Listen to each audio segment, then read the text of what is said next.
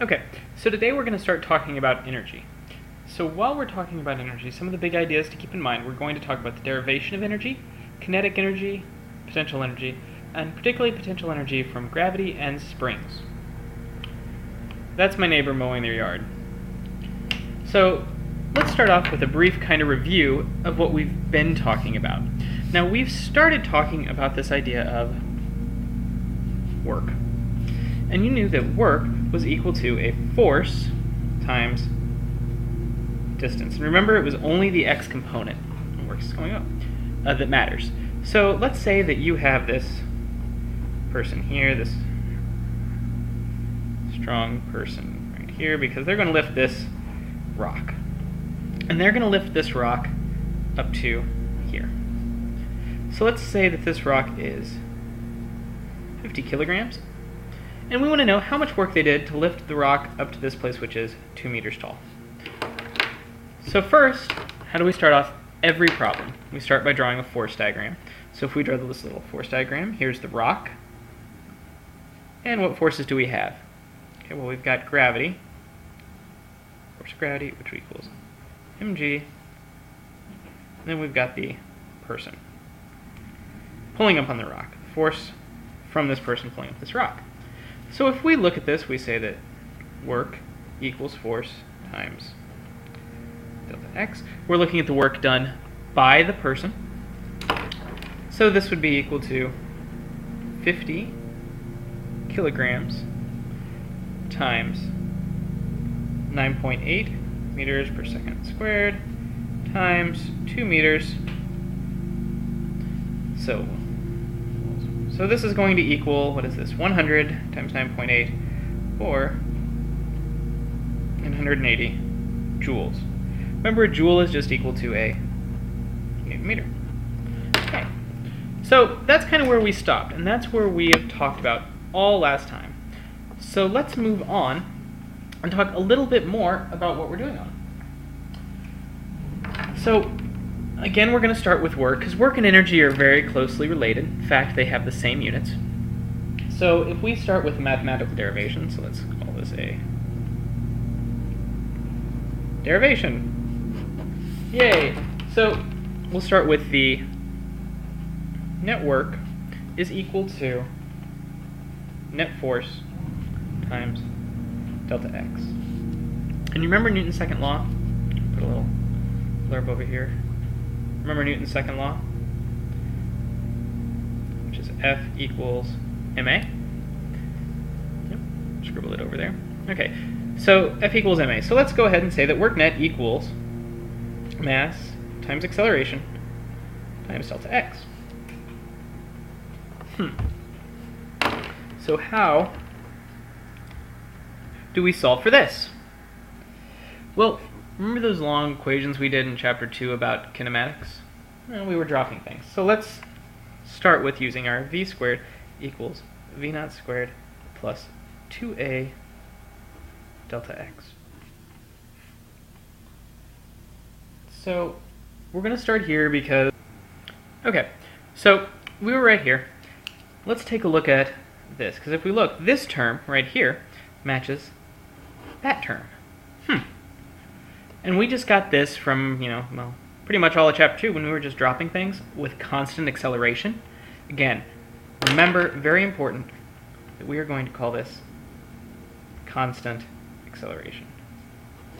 Put a little box over that, because that is an important thing.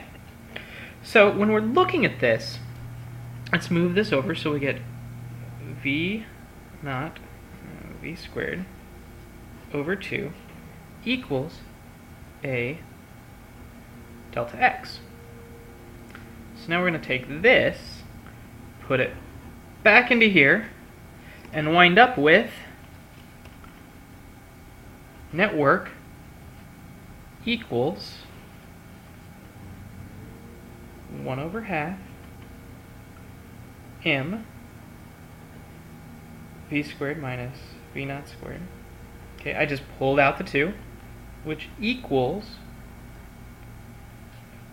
1 over half m v squared minus 1 over half m v naught squared. that is the first work kinetic energy theorem. So what we see, what this says is if we do work on something, we cause a change in its velocity. We get this v naught, whatever it starts at, to v final. And the difference between this is equal to the amount of work that we do. So I just happen to have this little guy. He's R2. Catch from there. So we're going to do work on R2 against friction. I'm going to push him, and there he goes. I'm just going to... Okay, that was too fast. But let's say that I've got this. So what does this mean? Well, turns out this right here, this 1/2 mv squared, has a really special name. That was the salt shaker. Sorry. Turns out, so what we call that is actually kinetic energy. And we call it kinetic energy because what did it make it do? Well, this is energy associated with motion.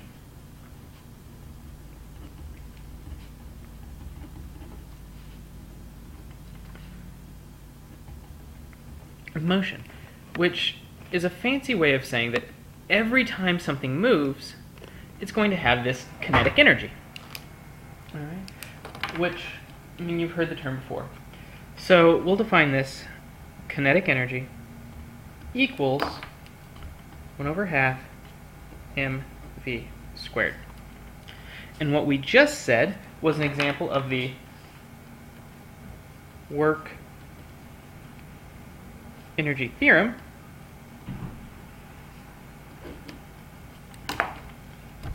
which is net work on an object equals change in kinetic energy. That's the work kinetic energy theorem. Work changes this object's speed. So this is pretty important. In fact, this equation right here, we're going to come back to it and we're going to modify it because we're going to talk about a thing called conservation of energy, which is just energy goes somewhere. Anytime you hear the word conservation, think of nothing's created or destroyed, which is a very good thing. So here's an interesting thing. Can kinetic energy also do work? And the answer is yes. If you change the kinetic energy of an object, i.e. if you stand in front of this ball which is coming and I stop it, okay, work has to be done by friction, by me, something. So here's a quick question. If the speed of an object doubles,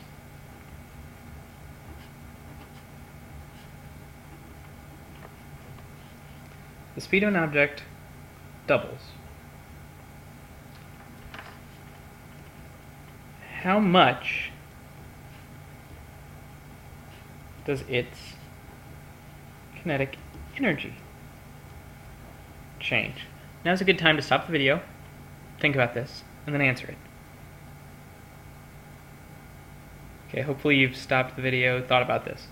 So the answer would be 4 times. And you ask, 4? Why 4? Well, let's take a look. If we get 1/2 mv squared, and this v, if this v goes to 2v, then this little formula would go to 1/2 m 2v squared, which equals 1/2 4 mv squared, which you can tell this little 4 right here, means that if it's moving twice as fast, it has 4 times as much kinetic energy. Well, what does that mean for us? It means that if you have 4 times this kinetic energy, you have to do 4 times the amount of work to get it to stop, which is important when you're talking about things like cars, which we all have some experience with. So we're going to do an example of this real quick. Let's move this paper, and we'll call this example 1. Creatively named. So let's say you have a 1,000 kilogram car. 0, 0 times 10 to the third kilogram car. Okay? And it's going east. I don't know, it just travels at 35.0 meters per second. It's about 80 miles an hour. And you want to avoid hitting a parked car, so let's draw this real quick. You've got, boom, here's your car. It's going 80 miles an hour real fast, and there's a car right here, and it stopped because I don't know why it stopped, but it stopped. Let's say that switching these, that's a geese. It's watching ducks cross the road, so it stops. And we need to know how far do you need to stop if your brakes have a force of, let's just say 8,000 newtons. So here's a quick question. Are your brakes doing positive or negative work? Well, if we look at the car is going this way. This way is your direction of your displacement. So the force that the brakes are exerting is going this way, because otherwise your brakes would be accelerating you, and that would be bad.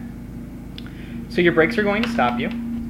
So they're negative. So we'll say that in this case your brakes are doing negative work. They're going to slow you down. So we know that force times distance, or here, we'll start up here, work net equals delta change in kinetic energy equals 1/2 m, 2 a little better, mv squared minus 1/2 m v naught squared. So let's take a look. We know final velocity is going to be 0. This is what we want to find. And we know that this is negative 8,000 newtons times delta x equals negative 1/2 m, so 1,000 kilograms times 35, hold on a second, 35 meters per second squared. No, meters per second squared. Alright, so we're solving for delta x, so we get delta x equals negatives cancel out, 1,000 kilograms over 35 meters per second squared over 2 times 8,000 newtons, and this is going to be equal to, if you plug all this in, 76.6 meters. In other words, in this case, it would take the car about 3/4 of a football field, a little over 3/4 of a football field, which is an awful lot of time to save these ducks or geese, whatever we decided they were. So that's how we would work with a friction force. I mean, that's pretty much it. Key components: kinetic energy, energy of motion, kinetic energy. Work done will change an object's kinetic energy, and the energy's got to go somewhere. So that's this first test run of the video, and hopefully you've enjoyed it. If you have any questions, let me know.